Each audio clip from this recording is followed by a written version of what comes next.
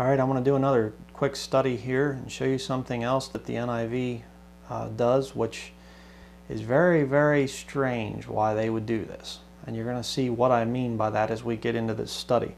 So I'm going to read a couple verses from the King James Bible for you, and I'll show you what I'm talking about.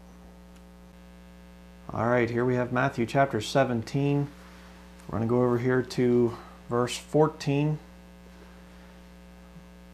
Let me zoom in a little bit here so it's really easy to read. It says here, "And when they were come to the multitude, there came to him a certain man, kneeling down to him and saying, Lord, have mercy on my son, for he is lunatic and sore vexed.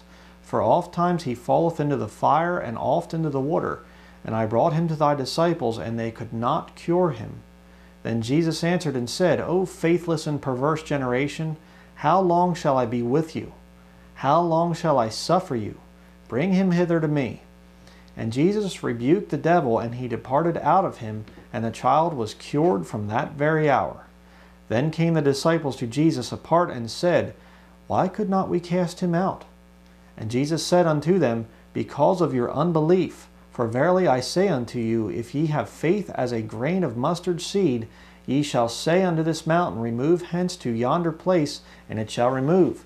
And nothing shall be impossible unto you. Now look at verse 21. Howbeit, this kind goeth not out, but by prayer and fasting. Prayer and fasting. This kind of devil cannot be cast out, but by prayer and fasting. Okay, now over in Mark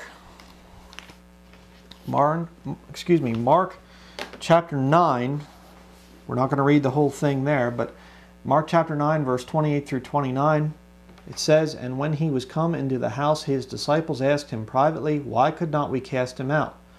And he said unto them, This kind can come forth by nothing, but by prayer and fasting. Again, you see two things there, prayer and fasting, in having to do with casting out devils. Now I'm going to show you what the NIV does. First we'll go to Matthew chapter 17. Here you have Matthew 17. Go to the next page. We're going down through here. Now we'll go to verse 21. Oh, wait. Oh, 20, 22. Oh, well, look at that. They took verse 21 completely out. Verse 21 is not in the NIV. Okay? Well, then we'll go over here. Well, they certainly wouldn't do anything to the one in Mark chapter 9, would they? Well, let's jump down here to verse 28. It says, After Jesus had gone indoors, his disciples asked him privately, Why couldn't we drive it out? He replied, This kind can come out only by prayer. What happened to fasting? Isn't that interesting?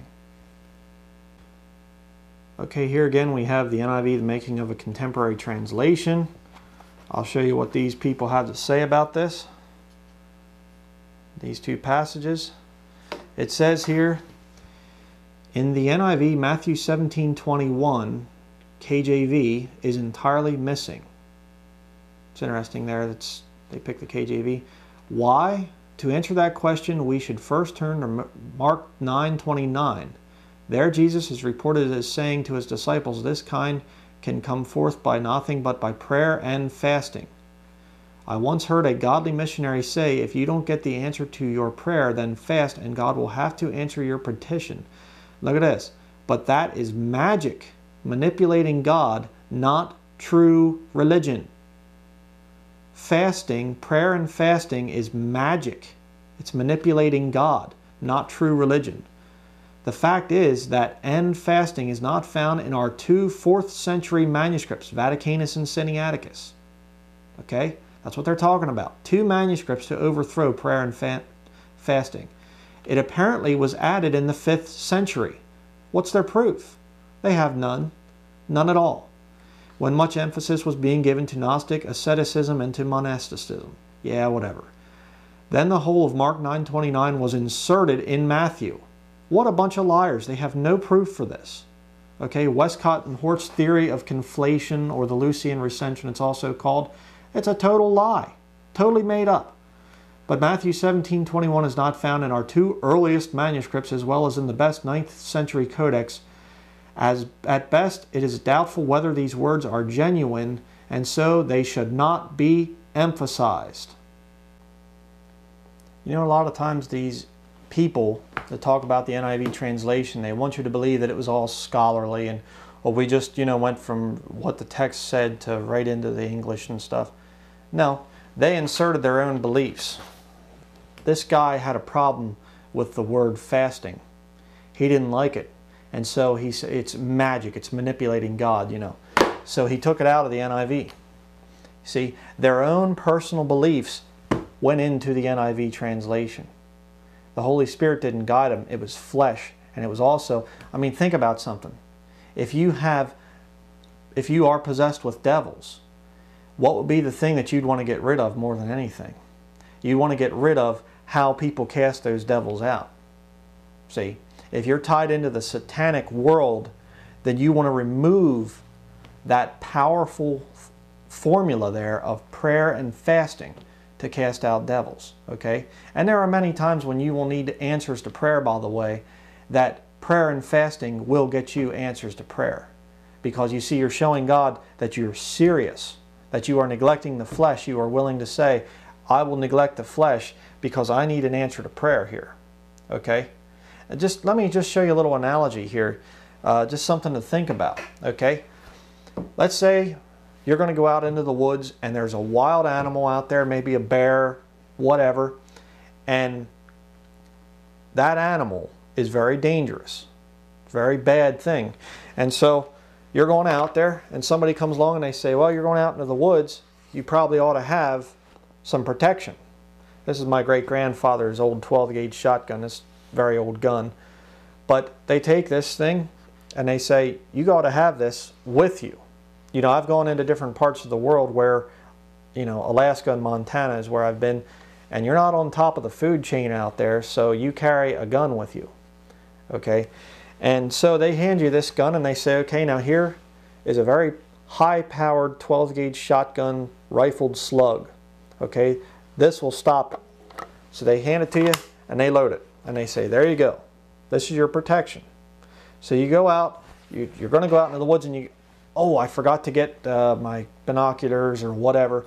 So you set your gun down and you walk back into the house, and while you're back in the house, somebody comes along and they take out that high-powered 12-gauge shotgun shell and they put in a spent 12-gauge shell that's empty. And they stick that into the shotgun and they close it up, and then they take this high-powered round and they go off.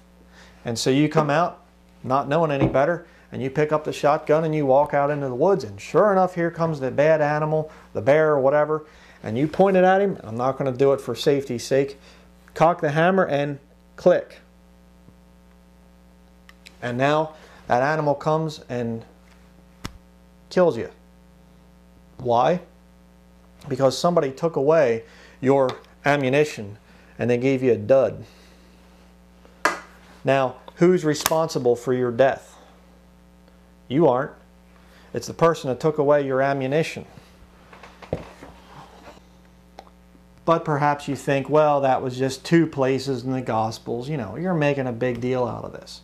Well, I'm going to show you that the perverts that made the NIV, they didn't just mess around with the passages there in Matthew and in Mark. I'm going to show you this. So check this out.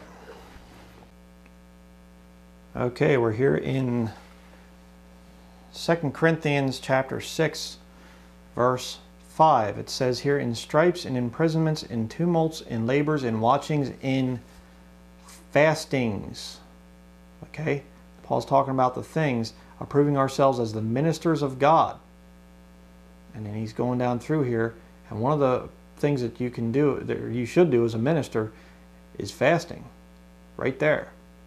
Fasting. But let's look at the old NIV and see how they mess it up. Here you have chapter 6, verse 5. In beatings, imprisonments and riots, in hard work, sleepless nights, and hunger. Well, who hasn't been hungry? I'm kind of hungry right now, as a matter of fact. I'm not fasting. See? Why would they take it out? Isn't that strange? But that's not where it ends. We're going to jump over here to 2 Corinthians chapter 11. Here you have chapter 11, and we're going to go over to verse 27. In weariness and painfulness, in watchings often, in hunger and thirst, in fastings often. So you see, hunger and thirst is not the same as fasting. In hunger and thirst, yeah, you'll have that. But it's not the same thing as fastings. In fastings, and by the way, it says often. Often. In cold and nakedness. You want to have spiritual power, you need to learn how to fast. Okay, what about the NIV? 2 Corinthians 11 and verse 27. I have labored and toiled and have often gone without sleep. I have known hunger and thirst and have often gone without food. Hunger and thirst and gone without food. See? No, it's fasting. Why are they removing the word fastings? Isn't that peculiar? That they would take away a very powerful form of spiritual warfare in the NIV. You can't learn about it. You can't learn about this kind cometh not forth but by prayer and fasting. It's taken out. You're disarmed. Okay? They took away the powerful and they gave you the dud.